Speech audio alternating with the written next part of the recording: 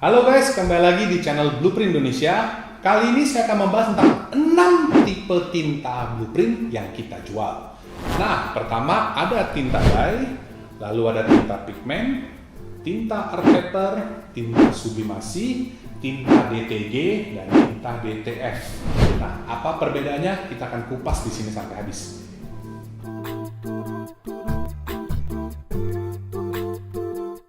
Tinta dye dan tinta pigmen adalah tinta paling umum yang ada dijual di pasaran. Biasanya kalau kita beli printer, isinya sudah rata-rata tinta dye. Dan untuk beberapa printer tersendiri, misalnya Canon ataupun HP, biasanya datangnya tinta hitamnya saja yang pigmen. Dan warnanya semua adalah dye. Nah, jadi bedanya apa? Tinta dye itu adalah water base dan tinta pigmen itu adalah solid base. Nah, standarnya orang suka pakai untuk print di kertas HVS ataupun di kertas foto seperti ini. Nah, sekarang saya akan kasih lihat bedanya apa. Ini adalah perbedaan hasil di kertas foto karena yang tinta pigmen di blueprint hanya ada hitam, jadi ini hanya hitamnya saja yang pigmen ya. Nah, bedanya adalah begini. Karena pigmen adalah solid base, jadi ini kalau kita hanya pakai tangan saja, kita gosok seperti ini, dia bisa copot. Nah, kelihatan ya di tangan saya. Lalu, kalau yang dye, kita akan kocok juga hitamnya. Karena ini tintanya adalah water base, dia tidak akan tersisa. Jadi beda ya. Ini yang pigmen dan ini adalah yang dye.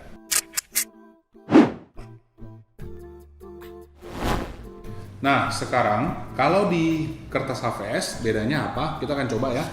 Ini pertama kita akan tes. Ini adalah tinta dye. Kita kasih air aja. Nah, ini kelihatan ya. Kelihatan seperti luntur ya. Nah, jadi kalau ini adalah untuk kertas tinta dye. Sekarang kita akan coba kalau menggunakan pigmen. Nah, ini adalah tinta pigmen di kertas HVS. Hasilnya gimana ya?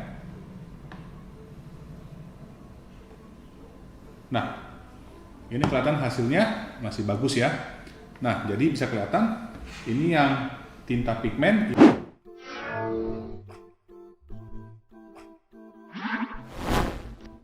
ini yang tinta dye.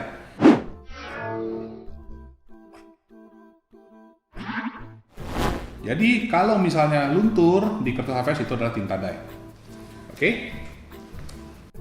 Nah, sekarang teman-teman sudah tahu bedanya tinta dye dan tinta pigmen di kertas foto dan di kertas HVS. Nah, tapi tetap tinta dye lebih banyak digunakan di pasaran. Kenapa? Karena sifatnya setara bubur.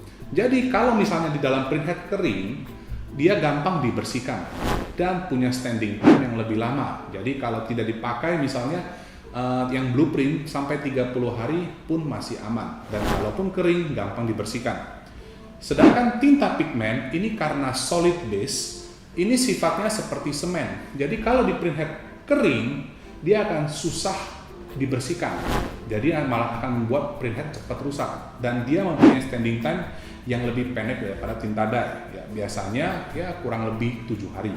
Nah, oke, begini tentang tinta dye dan tinta pigmen. Kita akan lanjut ke tinta art paper.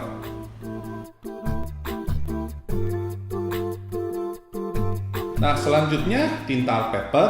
Tinta ini adalah solid base tetapi sudah ditambahkan cairan khusus sehingga dia bisa menempel di atas kertas coated.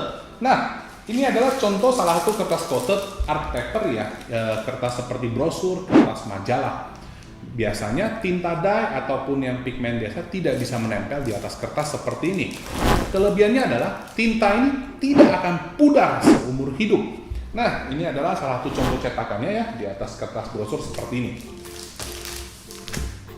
Jadi ini adalah di kertas art paper ya. Nah, ini kelihatan glossy-glossy ya. Ini biasanya adalah kertas majalah gampangnya. Jadi ini adalah hasil cetaknya tidak akan pudar seumur hidup. Kalau memang misalnya ada di rumah mau usaha percetakan yang sedikit-sedikit atau di kantor, bisa menggunakan tinta jenis art paper ini.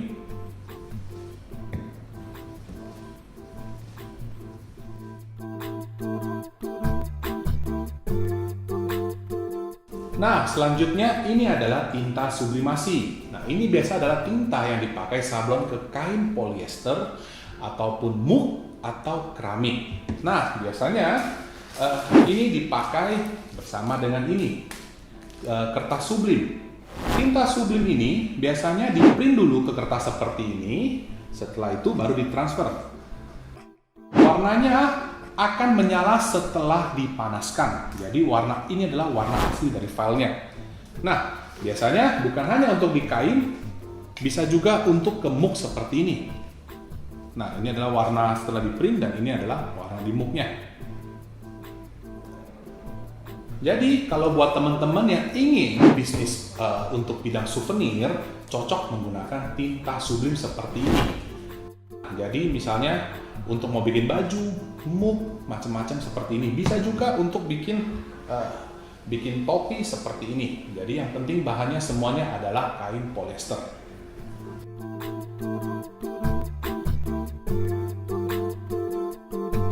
Dan yang terakhir, ini adalah tinta sablon ke kain katun.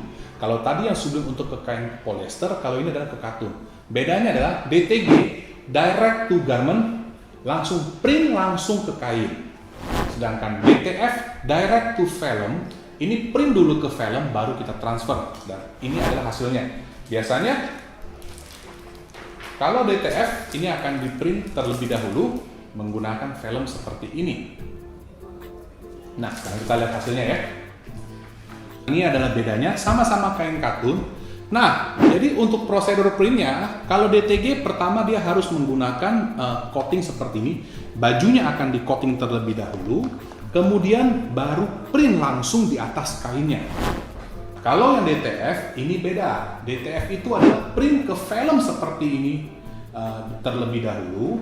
Kemudian biasanya akan menggunakan powder seperti ini, bubuknya. Lalu di belakangnya akan ditabur dan dipanaskan. Baru kemudian kita press ke baju seperti ini. Ini ada hasilnya yang tadi ya.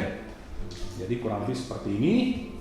Nah, dan untuk hasilnya pun feelingnya sangat berbeda. Jadi teman-teman, kalau ini adalah untuk teman-teman yang mau bisnis ke bidang baju, misalnya mau bikin kaos di print, nah, jadi bisa menggunakan tinta DTG ataupun tinta DTF. Nah, jadi teman-teman juga bisa tahu mana yang lebih bagus. Jadi gimana teman-teman, sekarang sudah tahu tentang 6 tipe tinta yang kita jual ya. Dan nanti kita akan bikin lagi video lain membahas tentang masing-masing cara pakai dan kegunaannya. Kita akan bahas lebih detail lagi.